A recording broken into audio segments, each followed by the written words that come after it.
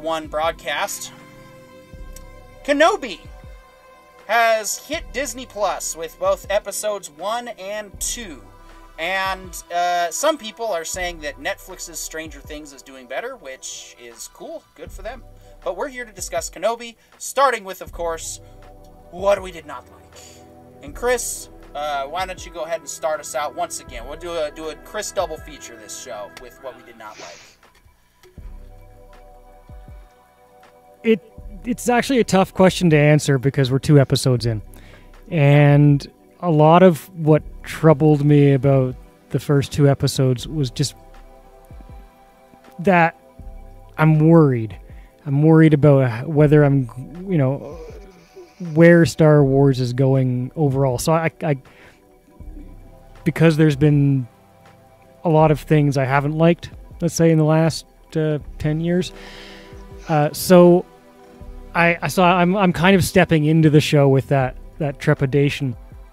Like, okay, I'm gaffing on names because I've had a long week. Everyone does it. Is at the end of episode 2, where Reva sticks the lightsaber through the Grand Inquisitor, and I just kind of, give me a lot to think about because I've watched Rebels 3 times through, and the Grand Inquisitor is very much alive in Rebels, and I'm sure that as a show that is being watched, I mean, obviously they got a young Leia in their show. They are, they intend for a younger audience as well as an older audience to watch it. There's a lot of Rebels fans who are watching this show are probably thinking the same thing in that moment. Is like, what is even, like, and then it, the logical brain in me was like, okay, so he's not dead. It's just he's gonna be back alive in episode 3, and now he's gonna hunt Reva, and she's gonna get pushed to the light side because now she's getting hunted. And I thought about how am I gonna feel about that being the way the plot works out? Will I be satisfied by that being the plot arc? And honestly, I don't know.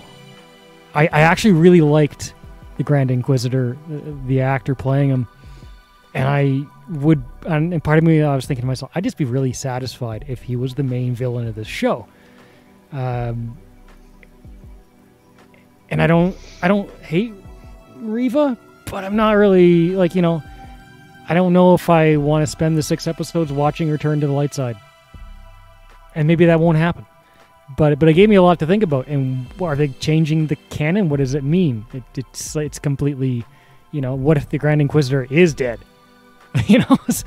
So. Yeah. And I'm not so sure. We'll see what tomorrow's episode brings. But I'm not so sure that he is dead because, a stab wound in Star Wars doesn't necessarily always mean death. We've seen people come back from worse. We've also seen people die from less. So death just seems to be an abstract in the Star Wars universe. But John, why don't you go ahead with your negative thoughts or just overall negative opinion towards Kenobi? What did you not like? The biggest thing I feel more and more nervous about is the future. Because the first episode it's phenomenal. It tracks to me in all the ways that it should. Obviously the pacing was a little slow, but I feel like it was a pretty dense introduction. But then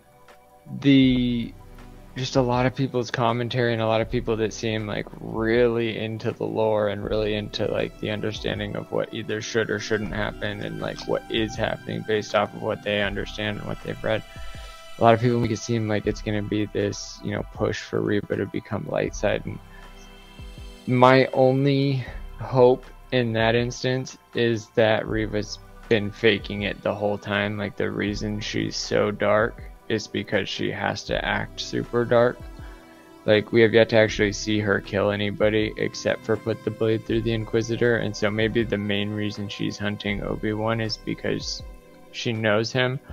I don't know if a lot of people know that there was this book that was about Obi-Wan and Qui-Gon Jinn's experience before Naboo, before their first mission on Naboo.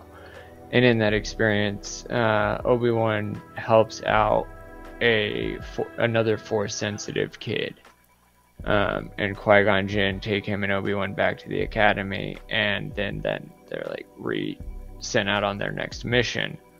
But the force sensitive kid that they helped always wanted to go home and help her people. And so I get the vibe that like the gutter trash moment actually has a lot to do with that story. Is that she may be the force sensitive kid that Obi-Wan helped out, and that she is now old enough to catch up. She's a little young, comparatively, obviously. But that's the kind of like vibe I'm getting from her. But the big thing is that like the gutter trash stuff is like really canonical to that story, in the sense that like they literally lived in a world where like the dystopia was the poor lived in the gutter and cleaned the gutter for the rich. As far as things I didn't like that Obi-Wan wasn't he didn't like leave any backup for Luke. He just trusted that Owen was good enough. I felt like that seemed a little negligent and out of character for him, but other than that, like, yeah, there's a lot I did like. Okay. One thing I didn't like is the lack of emotional connection to the situation at hand from Princess Leia. During the time when blaster fire is going on, she's running like she's afraid, but she's also running very much like she knows what she's doing.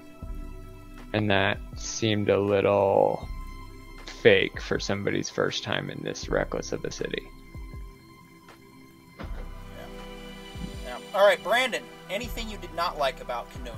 I mean, here. So like a lot of the first episode I didn't have too many issues with. I actually really liked some of the things, especially with like kind of how they were portraying Obi-Wan as made it very clear he's actively trying to blend in, and with his previous experiences, he, unlike some Jedi, to me, out of a lot of the Jedi, especially from, you know, the prequels, if you will, because, you know, in timeline, it would make sense to me that out of a lot of the ones we saw, Obi-Wan would be one that has the potential to ignore things with the understanding of, like, if I don't ignore it, that will lead to more death and problems, versus if I just keep my mouth shut right now and move forward. Sometimes you have to, because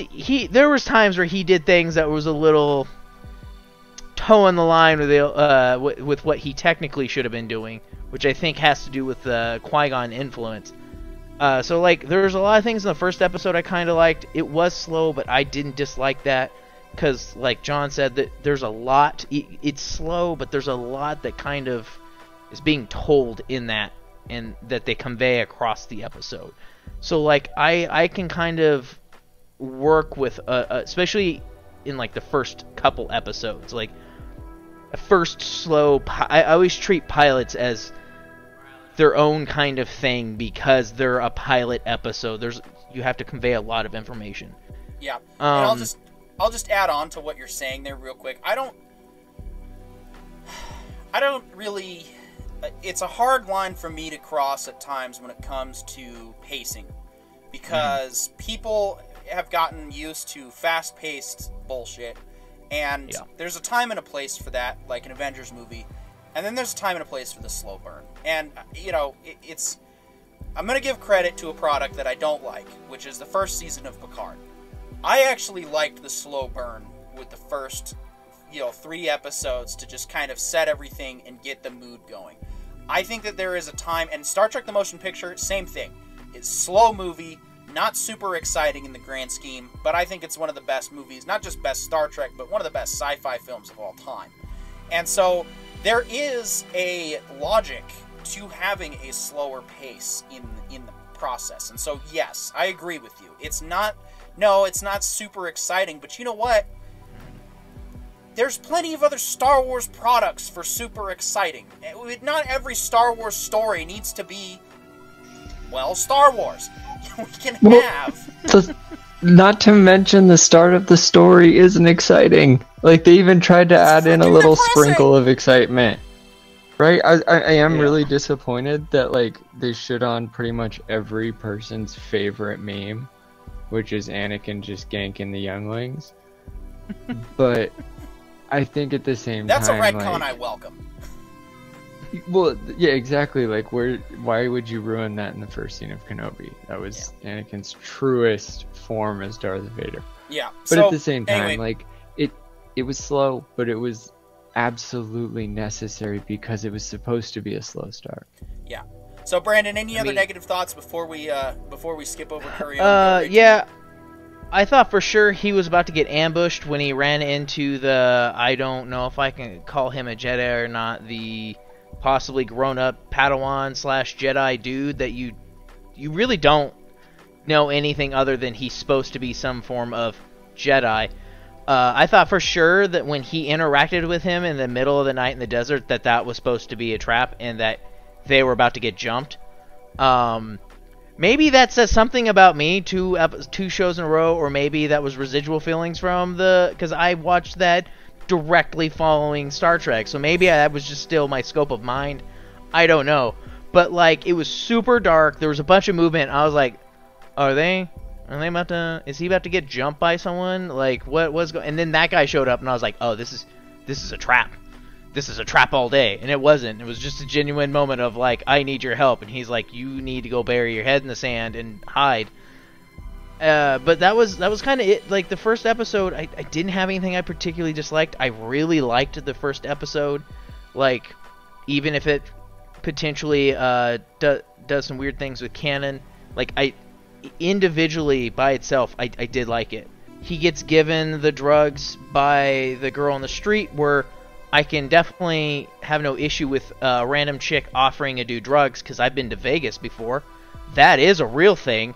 Commenting on something from the video me and John watched where someone made a comment like, that doesn't happen. Like, yes, it does in the right places. People just come up to you and be like, you got some crack? Like that's a real thing. I've been approached multiple times on the same walk to my car in San Francisco. It happens. Yeah. Hey guys, like everywhere. Hey guys, the girl that, by the way, that actress who was the dust dealer, is a major deep cameo. Yeah. Yeah, it's Ewan McGregor's daughter. Yeah. Which is super cool. Super just messed up because she said my dad left me here. It's also Alec Guinness's something like niece or something like that. Like she's got like 3 levels of connection to Star Wars. That's pretty wild.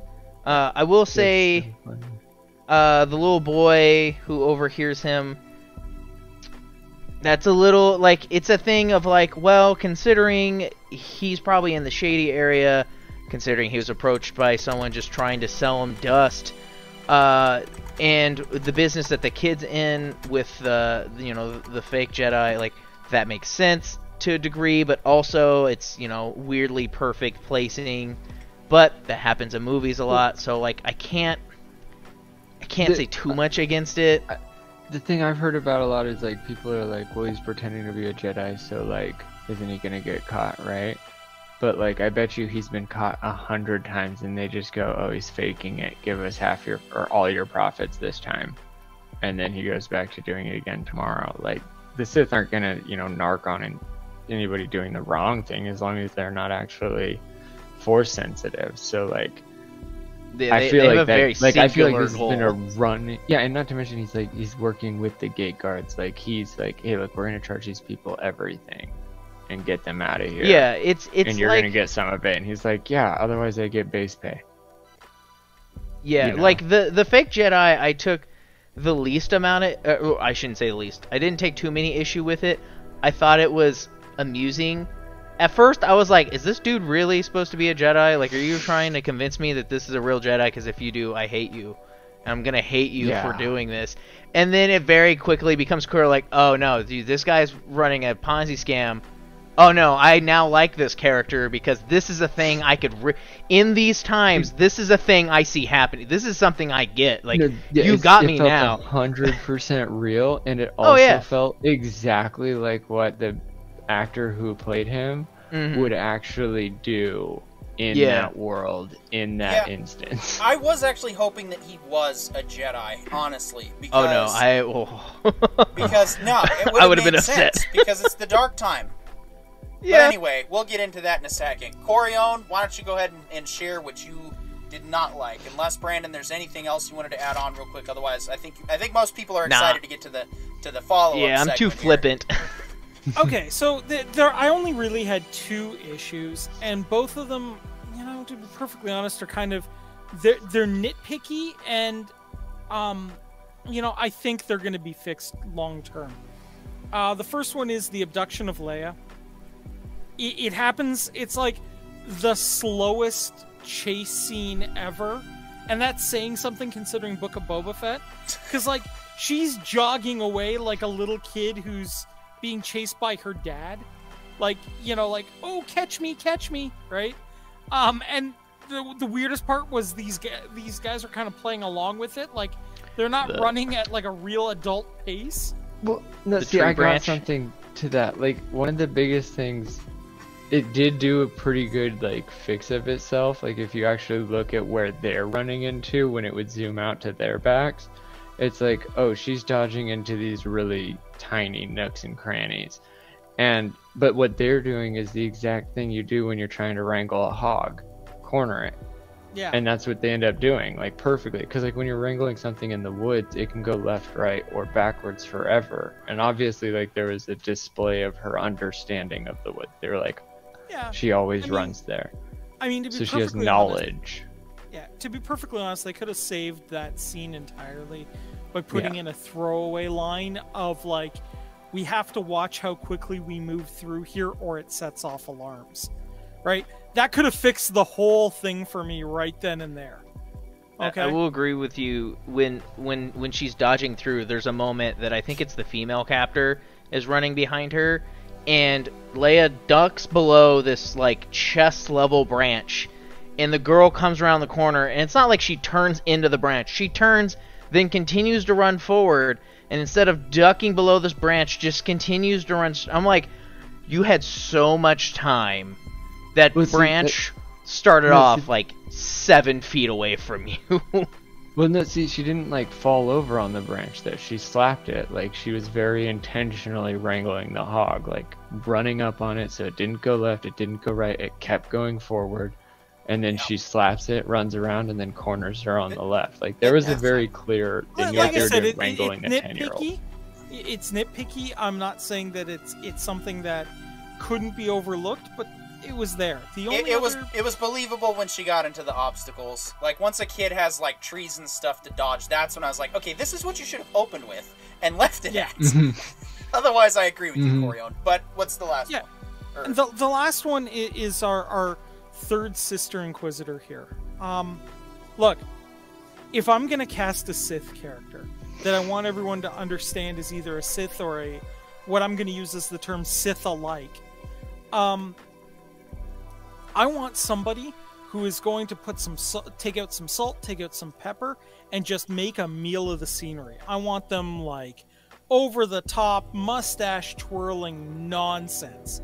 I want it to sound like a Shakespearean level villain I'm dealing with here. And I really didn't get that from the character. Now, I want to make it clear, I'm not sure where the problem is there. Because that could have very easily been a direction choice.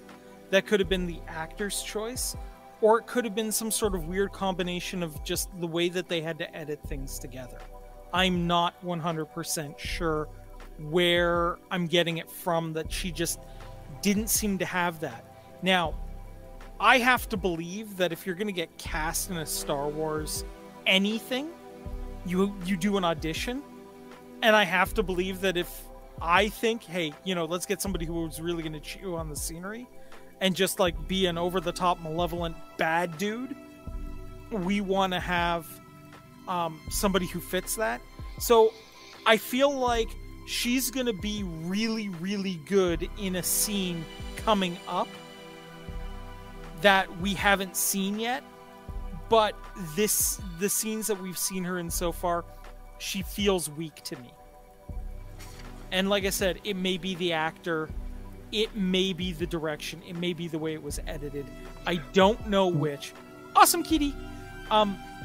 But that's just where I felt the weakness of the episode was. What way do you mean weak? Weak in expression or weak in? Just in her display? emoting, the way she spoke her lines, it felt kind of stilted. Like, yeah, the very first line she ever speaks, it's so muffled out compared to all the lines before it. I had to turn my head and I was like, wow. Did you re-record that maybe? Yeah. Midweek Progress, welcome to the discussion. Glad to have you here. Says, agreed, not sure where it's coming from, but whatever the case, the actress doesn't seem very strong. And exactly. Yeah, and we'll see. We'll see. We've got time. The thing is, the first couple episodes actually do follow in line with the first couple of scenes of a shoot. And that is, it can take a couple of takes and even a few scenes to have wrapped up before you find your strength. And so it's possible that, this happens often in the film industry. Somebody nails it in the audition. My big question isn't so much about the literal feeling of weakness. I'm questioning, like you guys did say, you're not exactly sure where it's coming from, but I'm wondering what exactly the muffled one. Yeah, that makes sense. But what are there other? What can happen is you can kill the audition, but once you start shooting, then the nerves come back. Then all of a sudden, it's live. It's right. Time to go. That's well, that's why I'm asking these questions, is because I want to know what you guys felt, because there are certain points that I hear a lot of people talk about on their reviews, and I'm like, no, those felt exactly like would happen in that situation. Okay, so the stuff that I felt just didn't execute well was when she was talking to, I think it's the second brother, the dude with the hat. Liu Kang. Right? Yeah, Dude, Liu Kang. yes! Yeah, Space Liu Kang. My issue with... Okay, so he's talking like they have literally grown up together. And she seems to be talking to him in a very formal, again, very stilted kind of manner. And I'm again, it could have been the editing, it could have been that they just picked a weird take, I don't know, but it didn't gel. She didn't gel with this person. It didn't feel like, yeah, we grew up together, but I'm still gonna try to get ahead of you in the game, right? Wait, okay, I feel like people are... I feel like that's a misrepresentation of their relationships, because the whole brother numbering thing, that's the number of people that came before them. Okay, so fair she's enough, third sister. That means that there were two other sisters, and now she's the third one. Okay. It's failures, and so that I think is where I don't remember. I thought it was fifth brother. Okay, so somewhere. Yeah. So Liu Kang's character, he's been around the gig for a while, and third sister is she very much comes off as the newest operative in the operation. Young, and I got that feeling too. Like they were maybe directing her to come off as feeling under the others, and they even mentioned that in the second episode. It's you are under us, and I did feel maybe she was trying to act like she had when a person has that lack of confidence, they will they will not act with they won't be forward, and their confidence is even weird. And I think that's what she really portrayed, is that she very much is the newest member, but of the Sith team. And so as a member of the Sith team, you're always supposed to be showing why you're supposed to be number one. And she very much feels like she's acting like a brand new, arrogant, self-righteous genius. I was gonna say arrogance was the word that I always came to.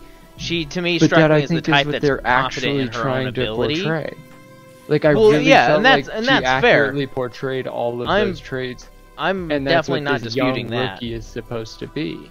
Okay, but at the same time, we have one character who's completely tonally different in his communication than the other character in the scene.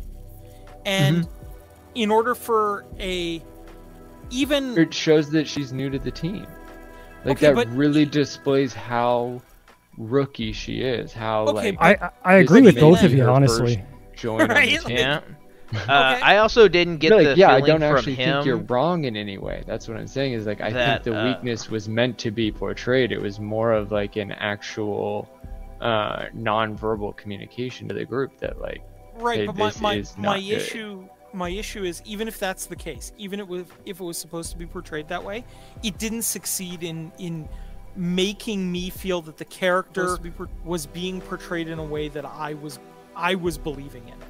Again, I'm not saying that it's necessarily wrong or right. This is just how I felt about it, that it didn't work for me in this case. I personally think it's entirely possible that this was an editing issue, that they picked the best scenes that this character interacted with, and they didn't base it on her interactions, they based it on the other characters' interactions, and said, like, this is the best take we got from Liu Kang, we're using this. Right? I It's feel like that's definitely possible, but at the same time, I kind of like I don't know if you're definitely talking about the hand cutting off moment, but to I'm not me, necessarily. okay, I was getting the vibe you were, because that one in that moment thought where it she was talks to post Liu that. Kang, it really felt that, like, there's this new credence from the Empire of hearts and minds. Right, because, like, even though they are the Sith Empire, they're trying to be the Galactic Empire as well, so they can't be all hearts and heads. They have to be hearts and minds. And so I think that's, like, really that goes to show Reva's rookiness as an Inquisitor, is that, like, she's still hearts and heads. She's like, I'm going to stab them in the chest and cut their head off. Like, that's all I do. That's what a Sith is supposed to do. I'm going to be just like Vader. Even though she doesn't know who Vader is, she's heard of him. Like, Yeah. and that to me was, like, kind of her inspiration. It's like this whole Kenobi thing is, like, she learned about it in basic training. Yeah, Now she's in the fleet. Now she's she wants to definitely- make her mark. So the Inquisitors could best be described as basically lapdogs for the Sith.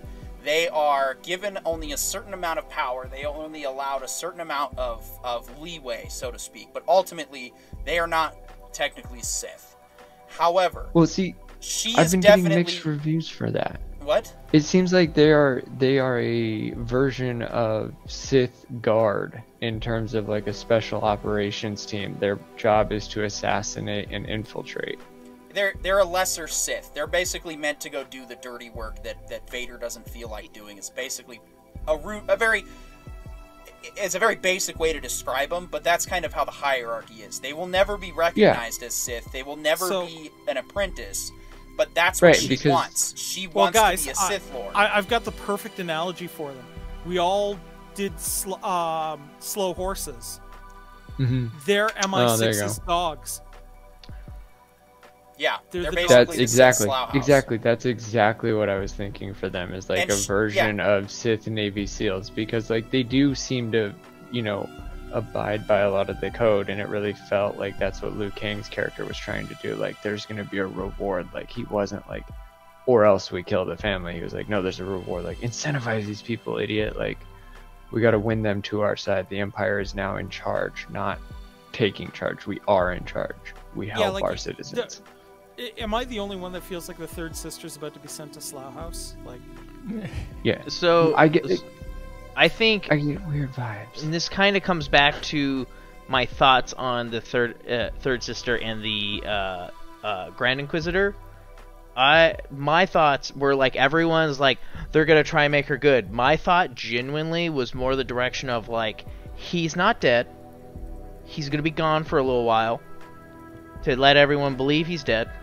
They'll bring him up later on, and what's gonna culminate, instead of her turning to the light side, however you want to phrase that, instead, because the Inquisitors are very much, like you guys are saying, on this path of, like, we need to do this job we're doing and convince the people to like us at the same time, and like that you benefit yourself by helping us. And so they're on this task, and meanwhile she's like, I'm on this power grabbing warpath and I have the abilities to back it up. And so the arrogance is pushing through. I think it's going to be the creating your own death trap. She's gonna basically build things up, and it's all gonna collapse at the same time. And we're gonna have to fix.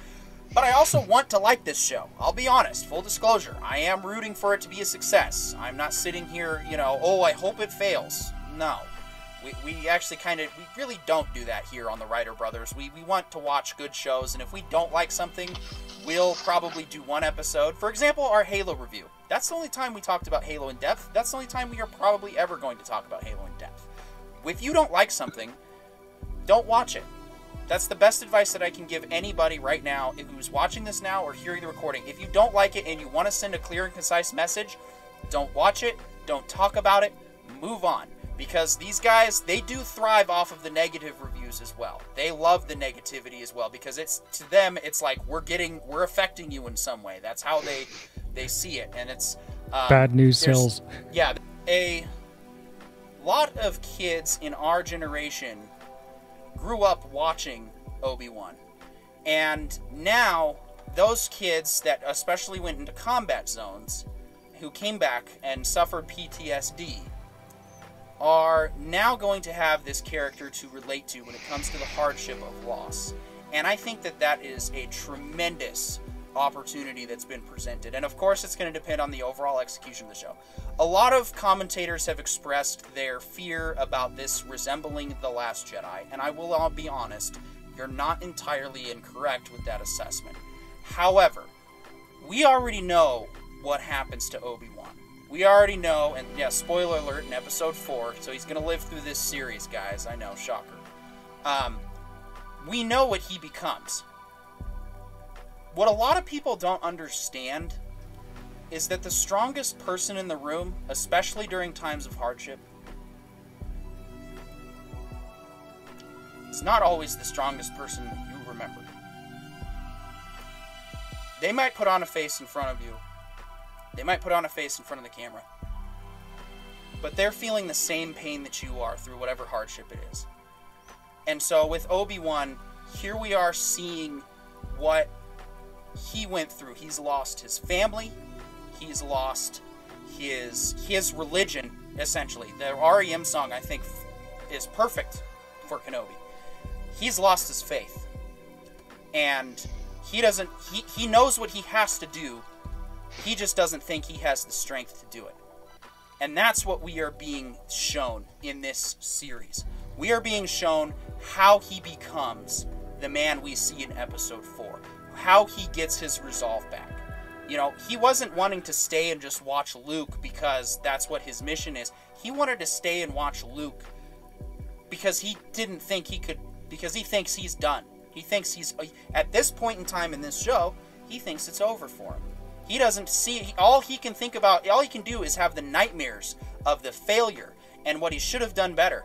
And so I think in a lot of ways that can relate to a lot of soldiers that went and suffered through that. Now they have their one of their favorite Jedi characters that's literally going through the same thing. And now they can see one of their heroes, someone they always looked up to, have to go through a similar trial and a similar hardship. And I think that is probably one of the best things. And Corione, I think you have an eloquent way of adding on from what I'm saying here, so please go right ahead. Yeah, so I do cover a lot of this in my video, so please check it out. But yes, absolutely. John, put the link to his latest video in the chat, please. But I will say this. Look, in the last movie where we see Obi-Wan, he's lost his family. He's lost all of his friends. He's lost the world he knows. And then after all that loss, he had to go to some strange planet and kill the boy he raised, who he's treated like a brother for a long period of time. I can't imagine the pain and suffering that all of that loss, and then having to go and murder the one person you have left that you care about. Right? Because as far as he's aware, as far as he's concerned, that's what happened, right? The last time he used the Force, the last time he used those combat instincts, those military instincts that we've, all had to train for, he used those to kill the person he loved as a brother. So it's no wonder he shut himself off from the Force. It's no longer wonder he shut himself off from his day-to-day life. He picked the most monotonous, basic, straightforward, going through the motions he possibly could, so he wouldn't have to confront that pain, that trauma. Because he knew that if he opened that box, he'd really just start crying and wouldn't be able to stop. And I think anybody who's seen combat can relate to that in some level. And having Leia show up in his life and be so much like Padme, so much like his sister-in-law, because he knew they were married, right? So this is his adoptive sister-in-law, and he's seeing that girl basically be a little Padme, and it's bringing him back. It's bringing him back to the realization of, I'm still needed here. I still have a purpose. I don't have to just go through the motions because people need me. And that's a very powerful motivator to move forward in one's life, is being needed. And yeah, it took Bail Organa kicking him in the butt to get him out the door to get Quite going. literally. Well, But- I think that's a misconception. It wasn't so much Bail Organa kicking him in the butt, it was Bail Organa forgiving him. That too. Because there's a lot of that, like, I feel like I'm personally responsible for literally raising the death of the Jedi. And then Right. Bail goes, dude, none of us saw this coming. It's not your fault. You gotta take that burden off yourself. Right, but Then, like, and- that's not so much a kick in the butt as it is a forgiveness, and then a, like, pick yourself up. yeah, He needed somebody to relieve him of his burden. and I think he also has a lot of survivor guilt too, right? Because as far as he's aware, for a good long while, it's him and Yoda were the only survivors, right? Well, and not to mention, like, even when he meets this kid, a lot of people say it's super cruel that, like, he tells him to quit the fight, go live a normal life, and it's like, no, he's as trying far to as save him. Yeah, there is no other option. Like, being a Jedi, like, there's a lot of things about being a Jedi that are great. Yep. And you can, like, adhere to them. But, like, you can't be Superman in a world that is literally hunting you. You have to be normal, man. Even just That's consider your this. Even just consider this. I 100% believe that if Obi-Wan had a ship stashed away somewhere in the desert, like it was just like buried under the sand or whatever, he would have 100% Well, the Jawa, said, Jawa said they broke it. They found it. right. Well, I'm just saying if he had that ship lying around, I 100% believe he would have taken the kid and said, this is the coordinates to my ship, unbury it, get on it, go to any other planet in the galaxy, and just go to ground, become a construction worker, go break down Imperial starships like a certain young Cal Kestis was doing in Fallen Order. Like, whatever. But he can't, because when you think about it, he can't have the Jedi here. He can't let him know why he can't have the Jedi here, because they do have the capability to read people's minds. He can't actually admit to being Obi-Wan because, again, they can read people's minds. And he's trying to, at the same time, still try to save this kid. Yeah, and he try has to to be save him from cold, but he's himself. very specific. Like, Yeah. yeah, exactly. He's trying to save him from himself. Like, dude, yes, I get the code, but hang the code. I was totally okay with his portrayal in that scene. His first, But also, like, he's his a first- general versus a teenager. Yeah, you know, his- like, he's his a first- hardened. his first and retired only general. duty is Luke Skywalker. Yep. He is, and the safety and protection of Exactly. Luke is his primary Yeah, responsibility. so he's not even So- retired. He's an active duty 60-year-old general. You know, 50, I think, because he's 60 in the Right, A New but he Hope, only but- has one mission, and that's to keep Luke a secret. Which now I'm noticing a plot hole, kind of by necessity. Unfortunately, like they should have changed his last name. But I already know that. See, there's the plot hole that people like are mentioning, and that's the thing that like, how is he hiding him from Anakin on Tatooine? And it's because he thought Anakin was dead, but Anakin has been told for sure and confirmed by the Emperor, Padme and the children died. Mm-hmm. And So why? the reason why nobody's looking for Luke and Leia is because they're dead. But Organa and Kenobi's relationship is too close, and that's why they couldn't call in the military. I've watched this like 4 times, and I literally read this script today, like line by line. It says the reason they called Kenobi is because they cannot bring any suspicion on her relationship to them. yeah. All right, real Because quick, anybody Brandon, will trade any information to the Empire. Brandon, what did you like? You were excited to talk about this. We will be talking about it, of course, next week, but let's try to get some more positive thoughts from Brandon and Chris real quick to close us out. I liked quite a bit. I mean, it wasn't perfect, obviously, but I mean, I don't expect perfection, especially with, you know, some of what we have gotten. I really liked the first episode. I'm curious how, like, there's one point I've heard made in regards to the Rebel series and Kenobi, like, very suavely just dispatching Darth Maul, but also having taken in Rebels, and then also taking this huge break across these 10 years, even though in theory he's supposed to have been training. I'm curious to see how they, how they try to deal with that, or if something happens and he gets really strong or something throughout this series. I'm willing to wait to see where this goes. I think there definitely is an answer, but I'll wait to give it. I believe there could be. I like the fact that when in the first episode, part of the reason it's so slow is you see him repeating this monotonous work. But it's not just monotonous. He has a like incredibly specific dull routine he does. It shows him he does his work. He cuts off his slice of meat. He wraps it and hide it. Though I kept expecting the work overseer to call him out on that. Kind of surprised that didn't happen, because it's super in the open. Like, it's not even that stealthily done. He just kind of does it. And considering they like cut pay down, which I liked that moment. That was the first indication of like he's not like, because they do the setup of, you know, a Jedi can't help but want to help, and then there's that scene is like almost immediately after that. So they had the nice setup of transitioning to that where he just looks at him and has that urge to be like, "You're a douche," like, but he's like, he just takes the money and leaves. But with that, you show that he has developed this routine. And what do people do? They create routines in day-to-day boring life. You do the same thing over and over and over.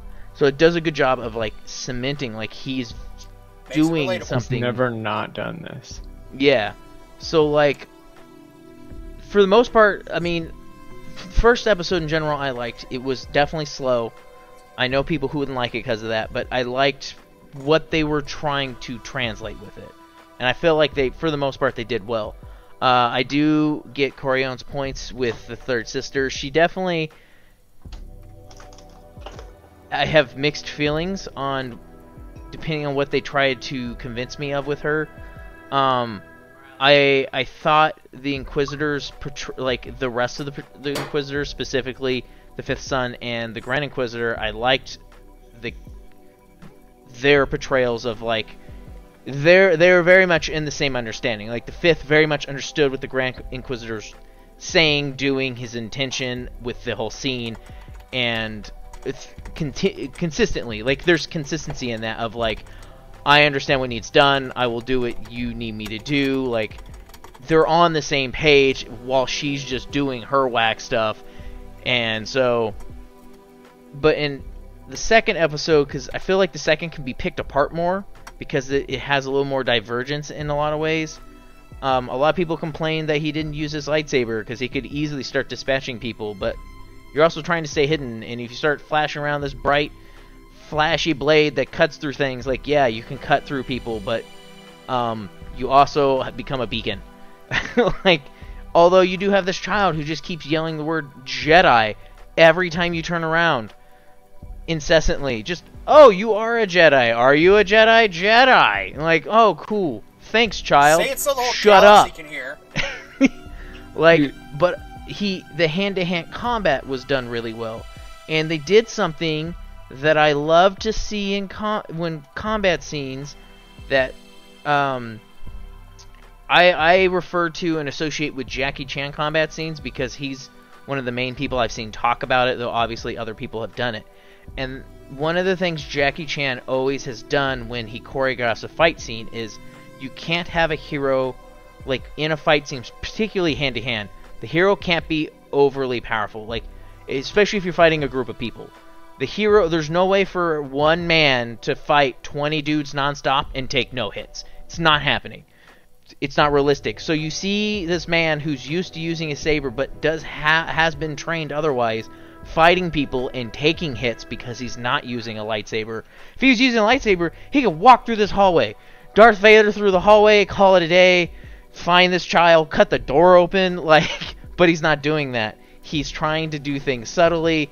I liked the scene in the drug shop where he, like, does, you know, mixes stuff together improperly, causes a distraction, though when he walks in the next place, he immediately takes everything off because we got to see Ian McGregor's face.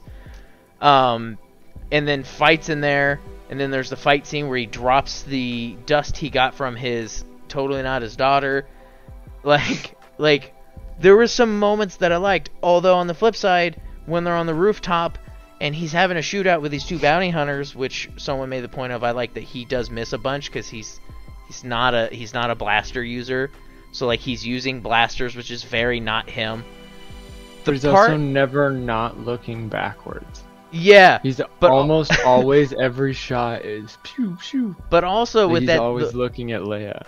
One thing I could have brought, which I didn't think about in the dislike, that scene did bug me though, because you have the shootout with two bounty hunters at one point with him, and she is directly behind me. You're gonna convince me that you're missing him towards her with her in line, and you don't clip her? Like, she was literally in the path of fire, nowhere to be hit, and I'm like, you have set this child in your path of fire. her Jedi Force power is plot armor, dude. Like, I mean, I will say I did see some people complain about her like, possibly intuitively using her Jedi like, Force abilities, and they're like, that was never canon. She didn't start figuring out how to do that until I was like, yeah, well, the thing with my dispute with that is she doesn't understand or start to realize that she can do it until those was it episode Luke trains 5? her after episode 6. Yeah, but my point to that is like, up until I think it's episode 5 or 6, she doesn't realize she can do it. That does not mean she couldn't have been intuitively doing these things. No, if you don't know and you think it's normal, Anakin Skywalker was 100% Force, and that means that Leia and Luke are 50% Force each. Part of what gets him noticed that, like, in the first place, most powerful beings besides Anakin, who's half a person himself. So right now is a perfect example of why we really should contemplate going to a 3-hour show. Because we're down to our last 10 minutes, and Chris, I want to give you a chance to express what you did like, so please go ahead. I liked Leia, to be honest. It's a big risk casting a child actor in a prominent role, let alone an established character like Leia, and I don't know for sure if I like it in terms of it wasn't necessary for the story. But I like it in terms of I like her in her portrayal of Leia. I believed she was Leia the whole time. Felt like Leia to me, and I honestly, the scene between her and Senator Organa, If you told me that that George Lucas himself directed that scene, if he was like a secret guest director in that scene, I would have believed you, because when I saw that scene, it felt so much like George Lucas to me that it just kind of struck me. I almost watered up a little bit, and maybe it seems like a not like really not the first scene that everyone would think of as that was the best scene in Disney Star Wars. Maybe it's not the best scene in Disney Star Wars, but it was kind of one of my favorites, to be honest. So I like that, and I think there's potential there to lean into that dynamic. Yeah. So now we've got. I assume that's. Otherwise, you pretty much hit everything. We've got Strange New Worlds giving us a strong father character with Dr. Mbenga. And now we have, now we're seeing that same kind of similar, but in its own special way with Bail Organa, and I think that's fantastic to kind of see that come back into the mainstream. That yes, you can have strong there are bad parents out there, and that's fine to have stories about Darth Vader being a bad dad, but it's also there's also good ones out there. So don't forget Owen is portrayed as being a strong father figure, as an uncle, an adoptive father. That's a new one. He comes we off, haven't seen a positive adoptive father, and then not to mention Bail Organa is not just being a strong male father, he's also being an educational male father. He knows the wit that he is raising. He knows all of Padme's accomplishments. He admired her forever. She was one of his greatest friends in the Senate, and so that to me goes to one of the points that a lot of people complain about, how does Obi-Wan and Organa actually have any kind of war connection, and it's Padme. Everything Padme did, Organa was near, which means every time Organa needed any kind of help, the first Jedis he relied on was Obi-Wan. And so while we may not have any episodes that show us those experiences, as far as senators go, they very all clearly had their favorite Jedi. To call a lot of them liked Anakin because he was supposed to be the best, and Palpatine was pimping him out. But Obi-Wan was called on by the faithful, by the because as far as knights and masters go, Obi-Wan was the most mobile. Yeah. And so there's a lot of chance for them to have a lot of wartime relationship on various levels. Maybe not direct conflict experience, but at the same time, as close as you can get between a senator and an actual frontline general. Yeah, and I will also say this too. I really like that all of the trailer footage has pretty much been played out at this point. Most of what we saw in the trailers, we saw in the first couple episodes. So we're going into uncharted territory, and I'm cool with that. That's probably the way that shows should be teased from now on. Just show the first couple episodes in your trailer, and then let us decide if we want to watch the rest. But also don't have scenes in there for expectations, because that was one of the downsides of playing the Severance trailer over and over. Oh, hey, that hasn't happened yet. Oh, hey, that hasn't happened yet. Oh, hey, we get to look forward to that. And it's that kind of ruins the experience a little bit. So, all right, any last real quick positive thoughts for Kenobi before we hit the final? Well, we're pretty much in the final home stretch at this point, but yeah, right. I mean, just as a really quick note, obviously it's Ian McGregor, and we know he's a good actor, and we know he knows Obi-Wan and all that jazz. I will say, the very end, when the third sister tells him about Anakin, his selling on that was so good, and the ending, staring at him and then transitioning over to Vader, dude, that I was like, all right, listen, The thing that gets to me, so the best point I think is the fact that Obi-Wan did take a second to save Leia, but in reality it was maybe 2 seconds. He had to reach out for the Force, grab it again, and then the way that he caught her was in the most masterful way, right? He brought the Force up to her and then brought her back down gentle as a feather. That was no Luke trying to get a rock up on another rock. That was yeah. And it took him all of like 3 seconds, and he just had to decide, like, is it okay to risk getting caught? Because I don't know if anybody noticed, the moment the Inquisitors found out that the third sister had done her job, they were like, get a brigade down here immediately. So like the reason why Obi-Wan is hiding is because as soon as his name shows up on the charts, everyone's looking for him. And he just knows that that's because of his relationship to Palpatine and being a member of the Jedi Council, right? Like he literally is on the most wanted list. And so he knows that, and that's why he's playing so discreet. And I think that like a lot of people aren't paying attention to that. Like all throughout all of Star Wars, everybody who wants to remain anonymous wears a cloak. So like, yeah, he may be wearing his saber on his hilt, but like the only reason people like Leia know about that is because their family knew about it, and they tell family stories at bedtime. Humble brags, you know, inspiration for your children to grow up to and live up to. Like Organa and his wife experienced that. And they also like, that explains a lot of like why Leia's character is so aggressive, is because she grew up as an adopted, loved child. Like these parents are actively teaching her how to be a senator, like Richie Rich child, which was the last thing I really wanted to commend the show for, was the fact that like we finally have a visible wage gap. Like in the rest of the series, as it's known, we've only really seen like the opera. But now we've seen like a rich person's droid, and it's like the ultimate iPhone, right? Whereas like every other droid we've met is borderline a bucket of bolts. Okay, I'm just putting this out there now. My headcanon now reads that all the stormtroopers, when they're issued their playing deck, Obi-Wan Kenobi is the Jack of Diamonds. Called it. Dude, it has to be. Yep.